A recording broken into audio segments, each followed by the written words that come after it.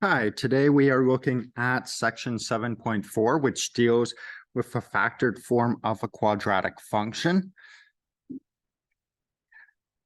Now, our factored form helps us with graphing quadratics or solving quadratics because it can help give us our x-intercepts or our solutions, also known as our roots. So factor a quadratic of a form ax squared plus bx plus c. If possible, what we want to do with our first step is to factor our a value that's in front of our x squared by dividing the whole equation by it. So if I take this here, factor of a, I have to divide this first term by a. I'll just move a to the front. So if I divide this by a, that's just going to give me x squared. If I divide this by a, that's b over a. Divide this by a, that gives us c over a. What we want to do then is find two values that add to this middle term of b over a and multiply to this last term of c over a. Now, this is referred to as product sum factoring. So often we'll refer to this here as our product, P, and this as our sum, S. Now, the two values that we get that multiply to this and add to this, then go in separate binomials. Okay, so first example, this one doesn't have an a term, so we don't have to worry about factoring it out first, but we've got x squared plus x minus 12. So this one has a product of negative 12. So it's product because two things multiply to it. And we have sum of, if we just have x, that's the same as having 1x. So we've got a sum of 1. Sum is addition. So what we need to do is figure out what two numbers multiply to negative 12 and add to 1. So that would be negative 3 times negative 4 gives us negative 12. And if we take negative 3 and add 4, that gives us 1. So these would be the two numbers that we're going to have in binomial. So we've got y is equal to x minus 3 and x plus 4. And then this would be our equation factored.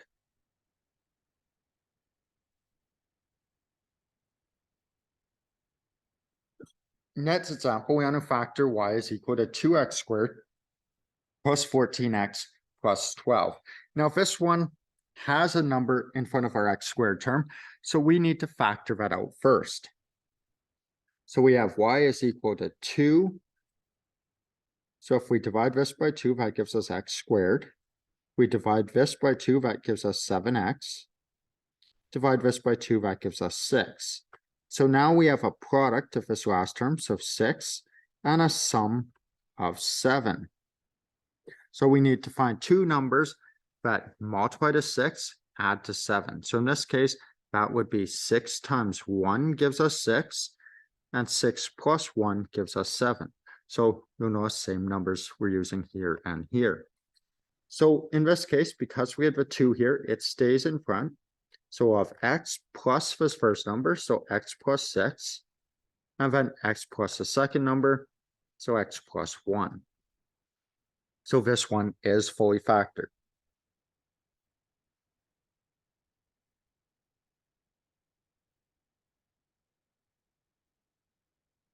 Here's another example. So this one we've got factor y is equal to negative x squared minus 3x minus 10.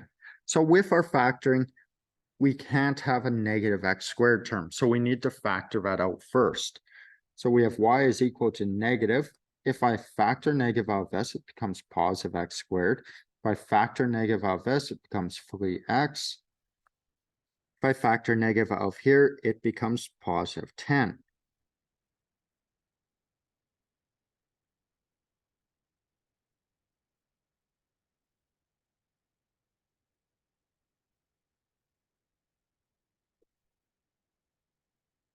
Actually, sorry about that. I just realized that this example had an error in it. This here was supposed to be positive 10.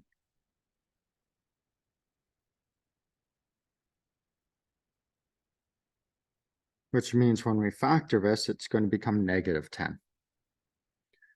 Okay, so we're going to keep that negative in front, then we'll have two brackets of our x. Figure out what goes in there. We have a product of negative 10 with a sum of 3.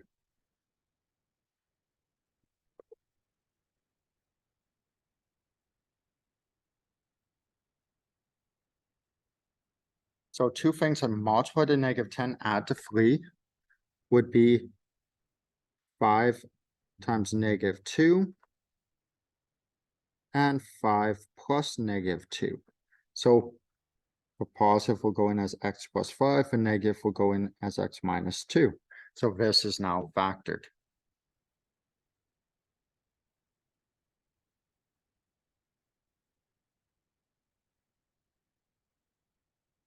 Now the values where x makes our factor equal 0 are our 0. So if we go back in these previous ones, we can find what makes these equal 0.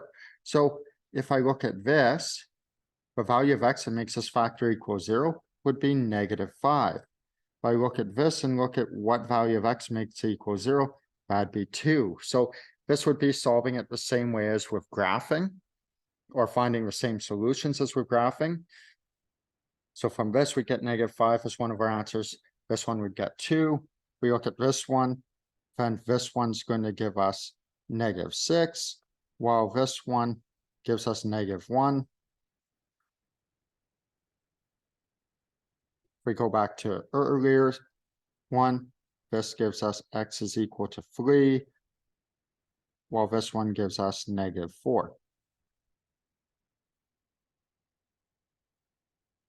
Now to get our y-intercept, if we insert 0 into our equation, we get our y-intercept. So for example, if we have y is equal to negative 0 squared minus 3 times 0 plus 10, our y-intercept is 10. So our y-intercept is always this constant term. And we're inserting 0 in because our y-axis is where x equals 0. We can also utilize what we've been going over so far to work backwards and create an equation if we know the locations of a 0 and y-intercept. So for example, determine the equation of the following graph.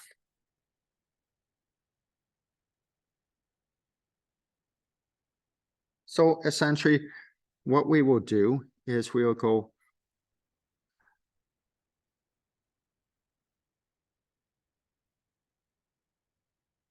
y is equal to a, x plus r, x plus s, and then where we have r and s, that's just going to be these intercepts, except for we change the sign of them. So we've got y is equal to a. If we add minus 1, it becomes plus 1, so x plus 1. That way, if we substitute negative 1 in here, we get 0 from here. And then we'll have x minus 4, same thing with here. If we substitute this 4 in, that makes us 0.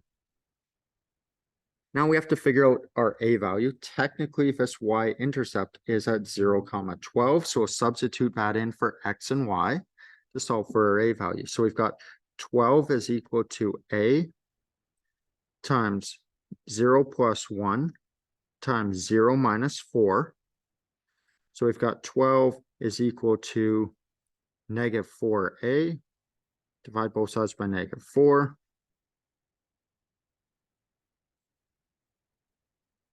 So we have negative 3 is equal to our a value. So our equation is y is equal to negative 3 x plus 1 times x minus 4. Now this equation is fine if it asks for it in factored form. But if it wants it in general form, what we'll do is expand it out. Now when we expand it out, I would recommend leaving multiplying by negative 3 to last. So I have negative 3 bracket, x times x is x squared. X times negative 4 is negative 4x. 1 times x is x. 1 times -4 is -4. So now we'll combine like terms. So we've got y is equal to -3 times x squared minus 3x minus 4. We'll multiply this through. So we've got y is equal to -3x squared plus 9x plus 12. And this would be our equation.